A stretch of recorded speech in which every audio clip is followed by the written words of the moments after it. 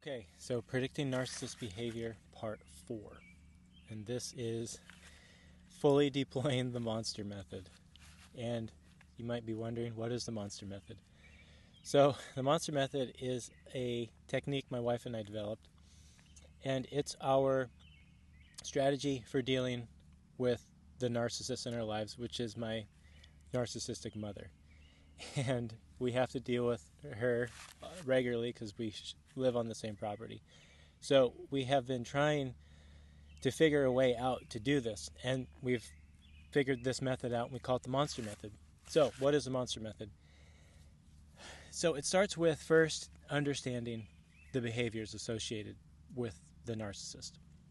You really have to become aware and familiar with all the behavioral types and the patterns and what they mean, and so that's a big part of this. You have to do your research. So there's plenty of information out there for you to figure that out, and if you're watching this video, you're probably already there.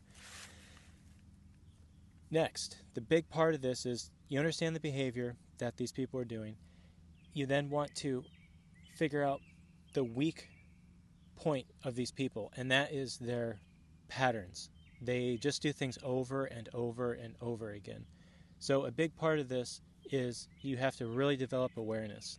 And first by understanding the behaviors themselves, and then observing the narc and watching for the patterns that start to emerge, you then can get into the predicting of the behavior. That's what this is all about. It's about predicting the behavior of the narcissist by observing their patterns and understanding their behavior to best protect you and your family. Because if you have to deal with a narcissist on the regular, and if you're not engaging with them in the right way, it's just going to be chaos and destruction over and over again. And believe me, we have made this mistake numerous times.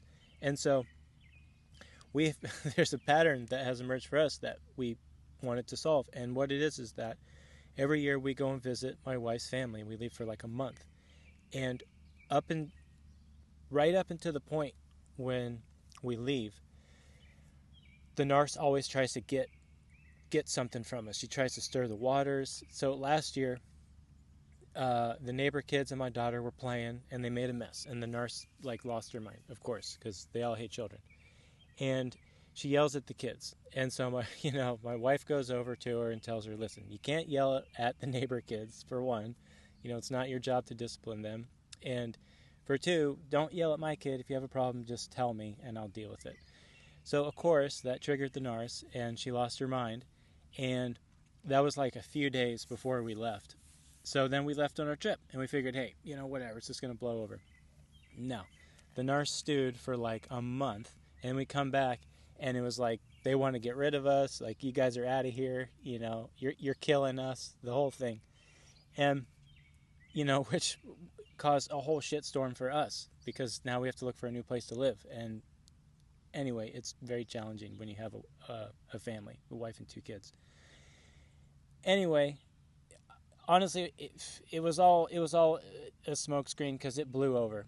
But what we wanted to do was figure out how do we fix this and not have this happen again? Because now, we're visiting my wife's parents now, and we wanted to avoid that exact same thing because we're going to be gone, and if the narc gets some supply from us before we go, it's just going to turn into a huge thing, and then we get back, and they'll want to kick us out.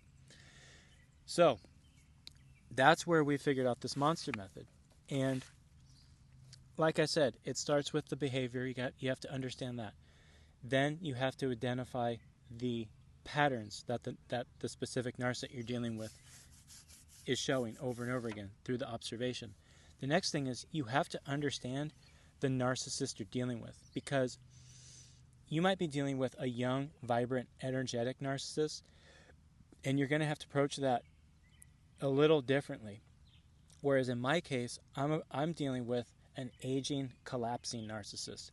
And that is someone who, number one, they're getting old, and then number two, they're in collapse. So all their supply is gone, and it's just me and my family.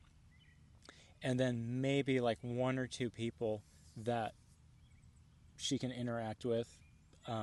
But she's pretty much targeted myself and my family. And really, it's because I told her to fuck off because she's a demon narc.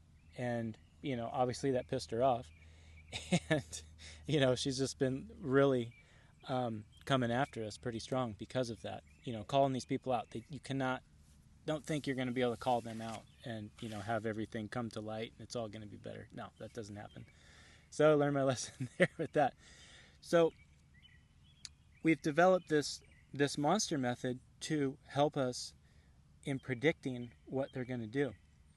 And so one big thing, and it's kind of like, a way you can visualize this method. And I call it the monster method because, even the term narcissist doesn't really, it's not a good representative term of these people, because these people are literally destabilizing, causing mass chaos, and ruining people's lives all throughout society. And this is happening at an alarming rate, and it's affecting a mass amount of people on a global scale. Like this, and for some reason, we just call them a narcissist. Like, they're just a narcissist. I don't like that. Call them a monster. It's very definitive. When you say that person is a monster, then you go, okay, I should stay away from that person. But if you say, they're a narcissist, and you're like, I really don't know what that means, but it sounds like they're into their own thing and whatever. So that's number one, why we call it the monster method. And then further on, kind of like a visual with this. So you have this monster that you have to deal with. This monster lives in the cave, and you have to walk by the monster's cave. So there's three things. There's 3 ways to do this, and 2 you don't want to do, and 1 you do want to do. So number 1, you don't want to feed the monster too much, because if you feed the monster too much, it gets used to gorging on you, and it will just, every time you walk by the cave, it'll come and just want to gorge on you, and just eat you, and you're done, you're toast. That doesn't work. The other thing is, you don't want to feed the monster too little, because then the monster escapes the cave and kicks down your door and eats you alive while you're sleeping. So we don't want that. The third way to do this is to feed the monster just enough. And what I mean by feeding the monster is you give them supply, because that's what these people want. All the narcissist wants on a baseline level is your energy and energy from other people. And that, another term for that is supply. So you just want to give them just enough supply so that they're on like a drip. So, when you walk by that cave, you just throw a little bone in there, and that's enough supply for them so they don't come kill you. The supply that we have found that works with this specific narc, and, I think a lot of the narcissists, they live in the material realm. They're not about the love, and they're not about any kind of real connection, because everything to them is real transactional. It's like they just want something from you. And so what we've chosen to do is appease this narc with material offerings. So my wife bakes cookies and, fucking coffee cake, whatever. And like once a week, man, those are getting left on the porch. She'll buy her like little chi-chi crab, from the store, like a scarf with like some feathers on it, and like leave that. So we found with these material offerings that really, it's not that bad going out of our way to do this, because, think about, the whole goal is protecting yourself and your family. And if you have to go a little bit out of your way to do so, because we got to deal with this person all the time. So my wife's doing the little chi-chi crap and the food and whatnot. And then what I do is and I was already doing this already, but I just pick up all the slack on the property. We share a big property.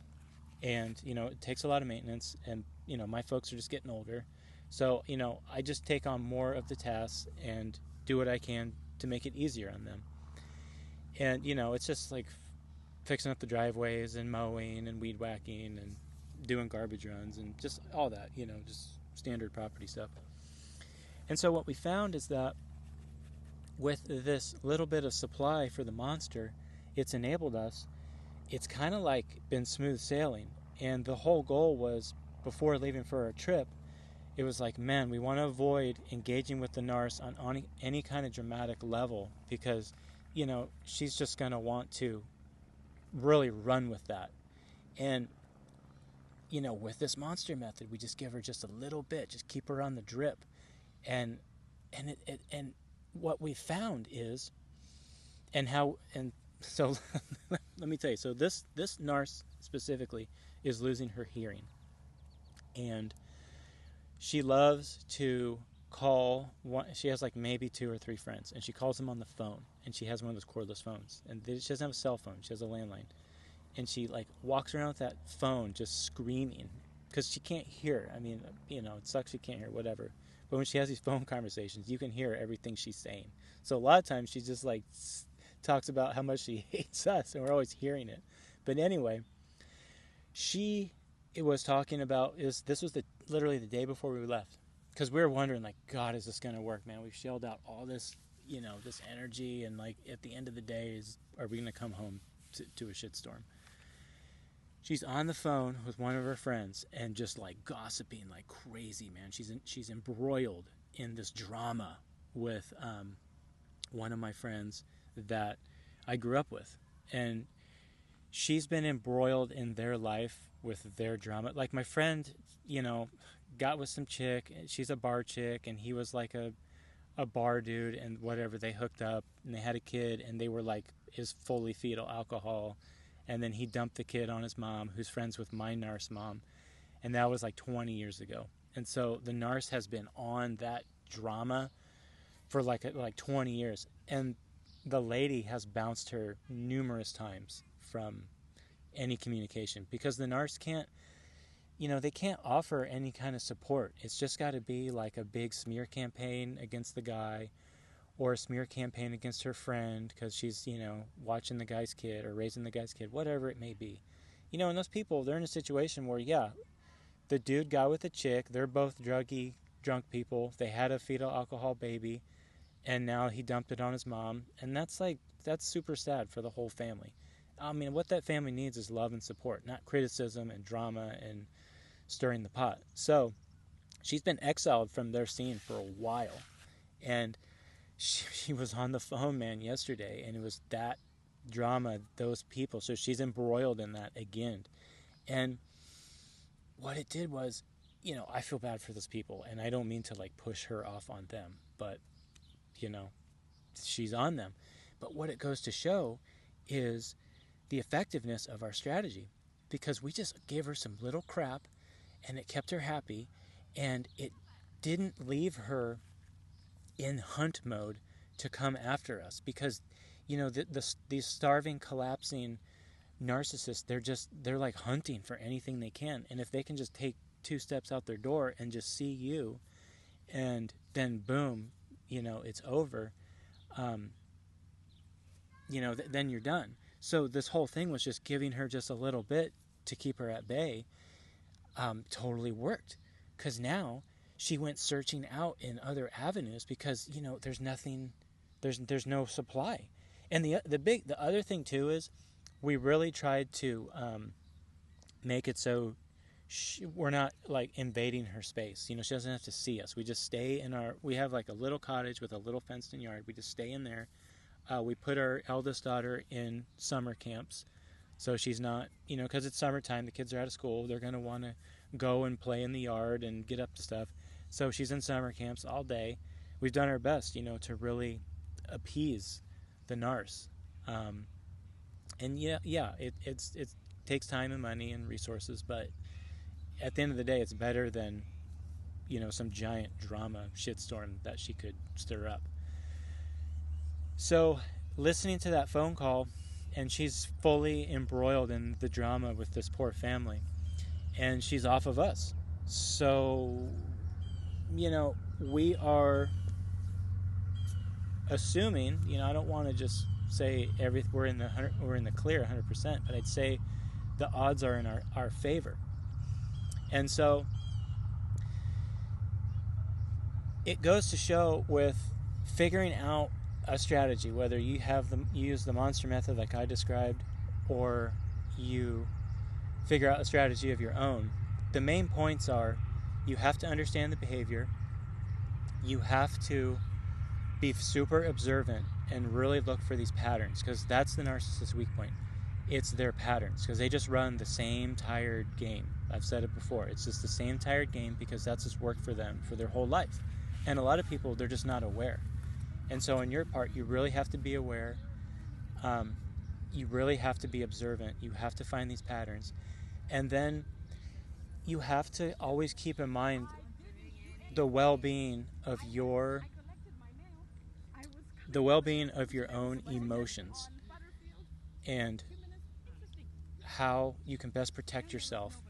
Because if you spend your time, these people, anyway, whatever. If you spend your time and you're not focused on your own well-being, then you're going to open yourself up for some kind of interaction with them that's ultimately just going to destabilize you and hurt you, and or a member of your family. And that's the whole thing that we want to avoid. We really want to be able to protect our family and protect ourselves. And that's what's nice about the monster analogy, is it reminds you of what you're dealing with. And it's easy to, think in your mind like, oh, this person could get better, or this person, they're just in a bad mood, or oh, they're just going through a hard time right now. But no, that's not. No, this is pattern behavior. This is something they are executing in full cognition. That's the other thing too, is these people are choosing to do this every single day. You can't think that, oh, they're just having a hard time and they're just kind of in a bad space. No, they're fully cognizant and aware of the decisions they're making. And that's a big thing with this. And, in calling them a monster, is people who are monsters choose to ruin people's lives. And that's exactly what they're trying to do. So that term it's like a trigger word for me. It just reminds me of I'm dealing with a monster. So it kind of snaps me out of some emotional attachment that I may have or have had, and it allows me to just be like real firm in my conviction and maintaining my safety and my boundaries. And so that's a big part of why we call it the monster method. So it's key too. You have to understand the narcissist you're dealing with. I'm dealing with an aging narcissist in collapse. You might be dealing with like a spouse that you're living with who is young and vibrant and full of energy. So you might have to modify your approach to that. But the overarching theme here is, if we have to give a little to get a lot, then it's worth it. And that threshold is what you have to decide. How much are you willing to give, and what can you give? What do you have the time for, the resources, and the energy to give? Because we're just buying time at the end of the day. If you have to be in close proximity to these people, you're just going to have to buy your time. And like with my parents, yeah, they're aging out, and I don't know how many years they have left. And, if this is what we have to do for the next 10 years to just be able to stay on some sort of just semi-mellow terms with them, I mean, I'm fine with that, because this is just a drop in the bucket, and we can definitely do this. And, this is like gray rocking on steroids. It's like gray rock ninja injected with steroids. That's the monster method. Because it's, gray rocking's so vague, and you're like, oh, you just kind of like, don't have conversations, and you just keep everything kind of in the gray zone. And yeah, because that's what I tried, when I figured all this out and called her out, and I was like, oh, I'll just do the gray zone thing or the gray rocking, and it just wasn't enough. So, we've expanded upon that. So anyway, I hope this was helpful for you, because we need something. And like I said, this is just a problem that a lot of people have to deal with. And, figure out your own program. Borrow some of what I said and tailor it to yourself. But, we do have the power to figure this out on our own. We don't need we don't need people, telling you what to do that you don't trust or you don't really know. I mean, obviously, you don't know me, and I don't know if you trust me or not, but I'm just sharing my experience and what has worked for me. But we are fully capable people to figure this out on our own, and we just have to put a little bit of time and energy and really just think about it. So I encourage you to, develop your own monster method and figure out what it's going to do for you. Okay, well, as always, I appreciate your time. And I've noticed the house behind me. This is Annandale on the Hudson. And it's pretty epic to come to this old estate. And obviously, it's abandoned. No one lives here. But I think the county or the state keeps it up. Pretty cool. Okay, well, I appreciate your time. Have a good rest of your day.